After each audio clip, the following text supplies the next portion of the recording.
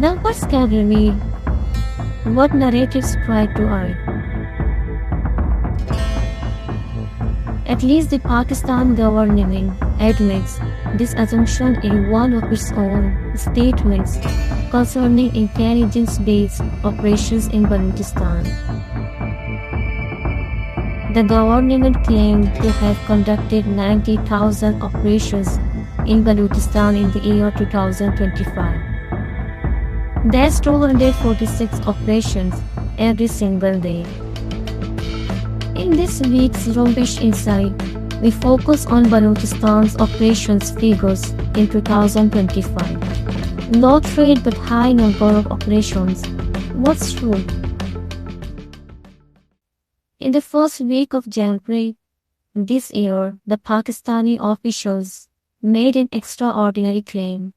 They claimed that the security forces carried out 90,000 intelligence-based operations across the province of Balochistan in the year 2025. If accurate, this figure will represent the highest number of intelligence-based operations ever publicly claimed for Balochistan. The statement was made by Balochistan Additional Chief Secretary for Interior, Hamza Shafkat, during a press conference in Quetta, alongside the IG Counter-Terrorism Department Azaz Goraya. According to them, more than 700 individuals linked to banned militant groups were also killed during these operations.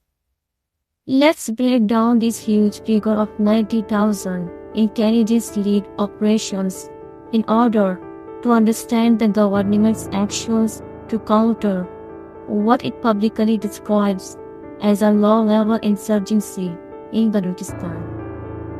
The numbers become more striking when broken down. 90,000 operations in 1 year translate to 7,500 operations per month, or approximately 246 operations every single day. But where are these operations taking place, and against whom? In April, the Pakistan's army chief made a public statement that approximately 1,500 individuals belonging to armed groups couldn't threaten Balochistan's control, even their 10 generations would fail to do so.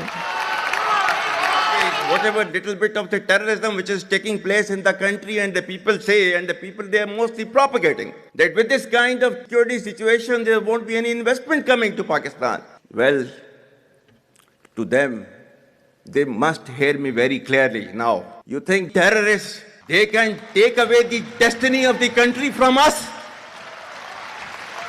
If this great Pakistani nation and the Pakistani armed forces, if 1.3 million Indian army with all their wherewithal, if they cannot intimidate us and they cannot coerce us, these terrorists can subdue the armed forces of Pakistan.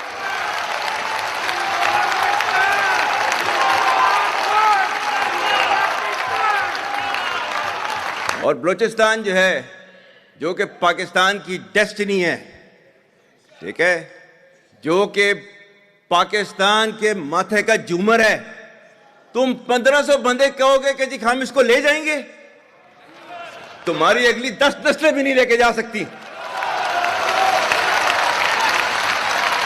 Inshallah, you will see that we will beat the hell of these terrorists very soon. Balochistan, you think this 1,500 people belonging to BLA and BLF and BRA, etc., can take away Balochistan from us? If this estimate is accepted, a fundamental question emerges.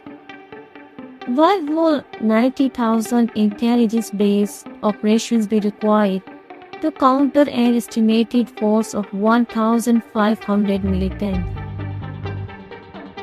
So either the number is huge, or these operations are also being conducted against others. One of the two must be true. The figure of 90,000 however, can be verified in the case of Baloch missing persons or extrajudicial killings of Baloch political workers, about whom government officials themselves deny any involvement. If we consider the claims made by social, political, and human rights organizations in Balochistan, the staggering figure of 246 operations per day appears justified.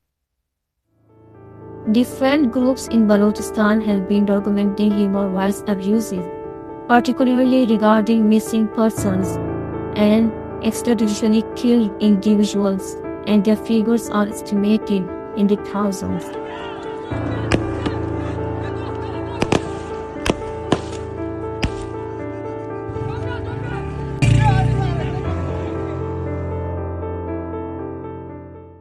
Operations in Balochistan began for the fifth time in the early 2000s and have continued for the last 2 decades, with an increase in intensity as the years have passed.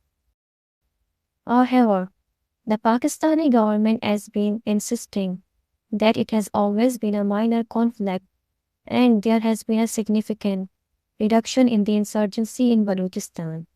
For example, General Pervez Musharraf confined the conflict to the areas of 3 late tribal leaders. फिर ये Bloch अवाम की आपने बात की है, ये इसकी भी मुझे हैरानगी है कि आपको भी समझ नहीं है इसकी। बलोच अवाम के खिलाफ कोई एक्शन नहीं हो रहा है।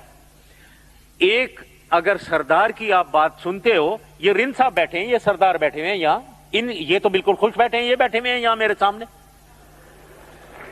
तो आप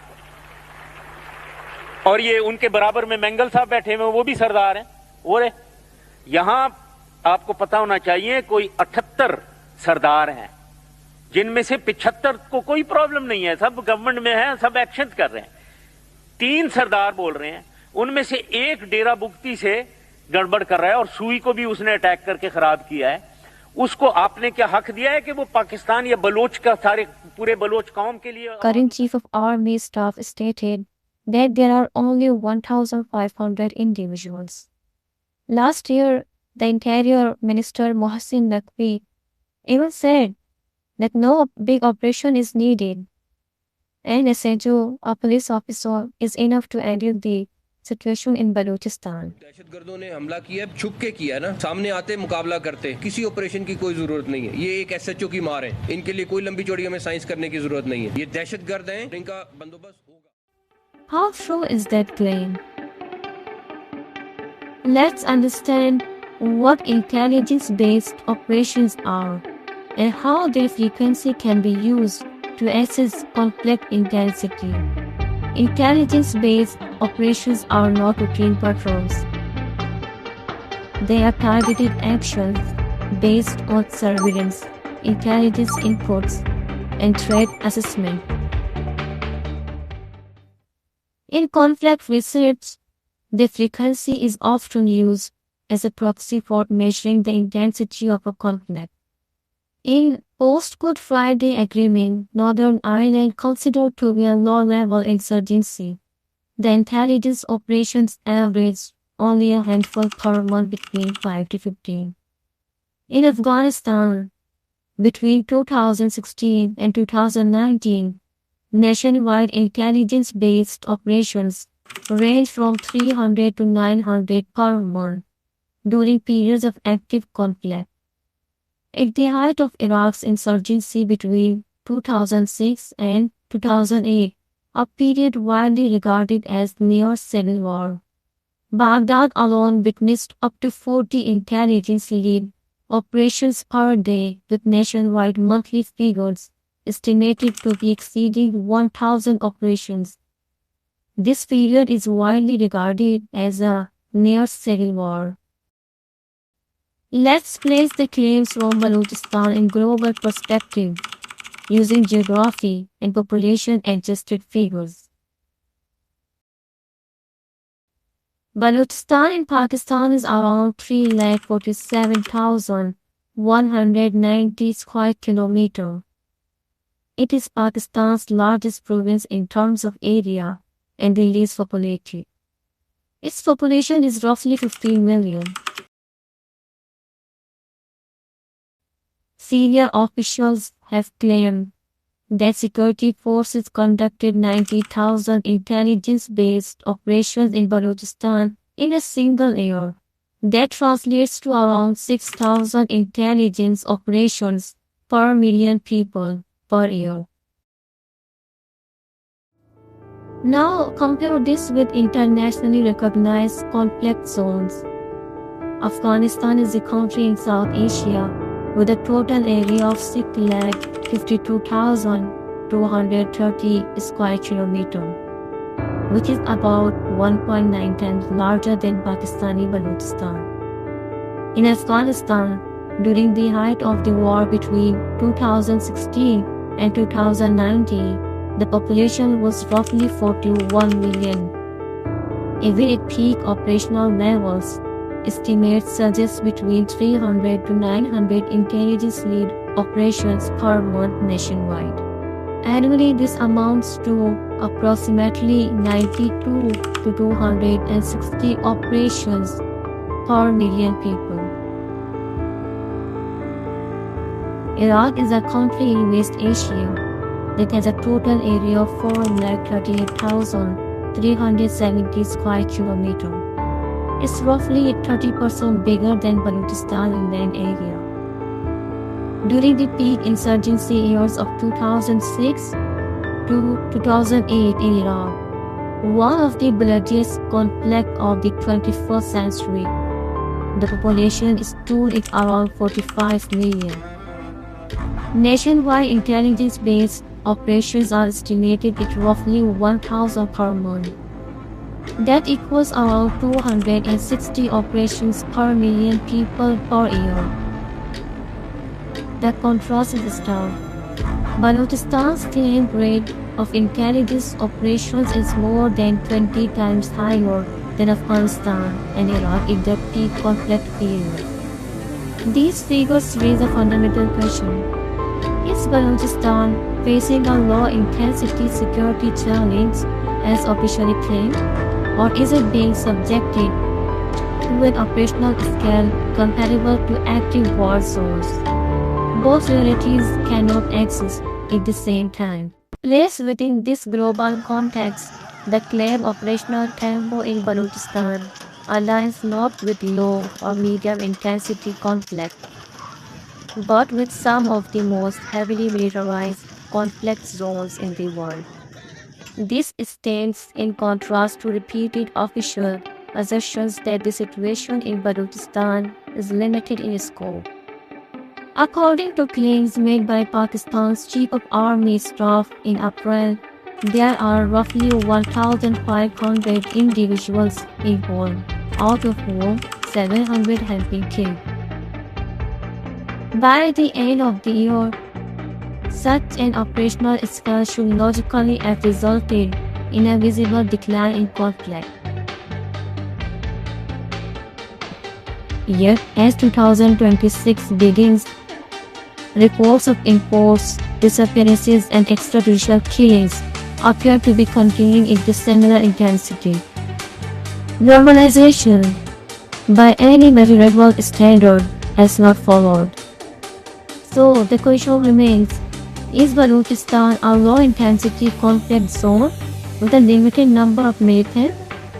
Or is it a province experiencing sustained war-like security operations behind a narrative of normalcy? Both cannot be true at the same time. Numbers demand answers.